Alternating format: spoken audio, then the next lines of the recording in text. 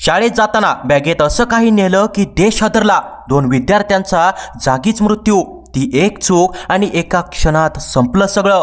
पालकांनो, वेळ काढून पहा ही घटना, कारण पुढचं जे घडलं ना ते ऐकून तुमचंही मन हैलावून जाईल। शनिवार होता 11 ऑक्टोबर। छत्रपती संभाजीनगर जिल्ह्यातील सोनवाडी। साधारण दुपारी 1 वाजता सगळं अगदी शांत होतं, पण काही तासांनी या शांत गावात किंचाळ्या आणि रडण्याचे आवाज घुमले। सोनवाडी भागातील नहरवाडी शिवारात 2 वर्गमित्र आले होते, अभिजित आणि सागर। दोघंही वयाच्या 15व्या-16व्या वर्षात। वर्गात सगळ्यांमध्ये हसरे खेळकर आणि नेहमी एकत्र फिरणारे। रायगाव गावचा अभिजित आणि चांदवाडीचा सागर। दोघंही शिवराज हायस्कूलमध्ये इयत्ता 10वीत शिकत होते। त्या दिवशी सकाळी त्यांनी 6 मारीचा पेपर दिला। पेपर छान झाला होता। शाळा सुटली, मित्र घरी गेले, पण अभिजित आणि सागर यांनी ठरवलं आज थोडं मजा करूया। ते दोघे गेले नररवाडी शिवारात गट क्रमांक 2004 मध्ये मधल्या आशा पाटील यांच्या शेतात। तेथे होती एक जुनी बंद पडलेली खदान। पावसाचं पाणी साचलेलं, वरून शांत दिसणारं, पण आत खोल काळोखात बुडालेलं। अभिजित म्हणाला, चल ना, जास्त नाही, थोडं पाहूया। सागर म्हणाला, हो, काही होत नाही। दोघे उतरले पाण्यात, पण पुढच्या क्षणी त्यांचा अंदाज चुकला। पाण्याची खोली इतकी आहे हे त्यांना माहीत नव्हतं। एका क्षणात पाय घसरला, शरीर थरथरलं। दोघंही पाण्यात गटांगळ्या खाऊ लागले। त्यांच्या मदतीला कोणीच नव्हतं। खदानाच्या भोवती फक्त वारा, शांतता आणि काही गुरं।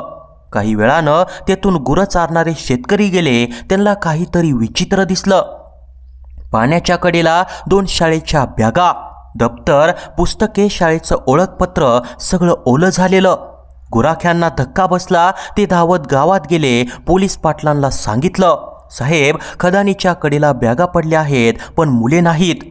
ताबडतोब गणवटी पोलीस आणि गावकरी घटनास्थळी पोहोचले। स्थानिक पोहणारे आले, पण पाणी खोल होतं। अंधार वाढत चालला होता। सगळे घाबरलेले, अस्वस्थ। सायंकाळी 5 वाजले। सोनवडी अग्निशमन दल घटनास्थळी आलं। अर्धा तास, होय पूर्ण 30 मिनिटांच्या शोधानंतर दोन्ही मुलांची शरीर पाण्याखालून बाहेर काढली गेली। शांतता पसरली, रडण्याचे आवाज घुमले। अभिजितच्या डोळ्यात अजूनही काहीतरी सांगायची ओढ होती। सागरचा चेहरा शांत होता, जणू झोपलेला। रुग्णवाहिकेतून दोघांना उपजिल्हा रुग्णालयात नेण्यात आलं। डॉक्टरांनी सांगितलं, तपासलं आणि फक्त एकच शब्द उच्चारला, मयत। त्या शब्दानं 2 घरं उद्ध्वस्त झाली। अभिजितच्या घरी आई वडील, बहीण, आजी आजोबा। सागरच्या घरी आई वडील रडून बेशुद्ध झाले।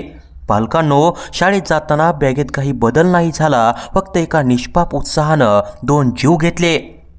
फक्त एका चुकीच्या अंदाजानं 2 कुटुंब उद्ध्वस्त झाली। ही घटना फक्त सोनवाडीची नाही, तर प्रत्येक पालकासाठी एक इशारा आहे। आपली मुलं कुठं जातात, कोणासोबत असतात, काय करतात, थोडं लक्ष द्या, कारण कधीकधी एका छोट्या क्षणाची बेफिकिरी आयुष्यभराचं दुःख बनते। नरहरवाडीच्या त्या खदानीत आजही शांतता आहे, पण वारा वाहतो तेव्हा जणू कोणीतरी हळू आवाजात म्हणतं, आई, मी फक्त पोहायला गेलो होतो।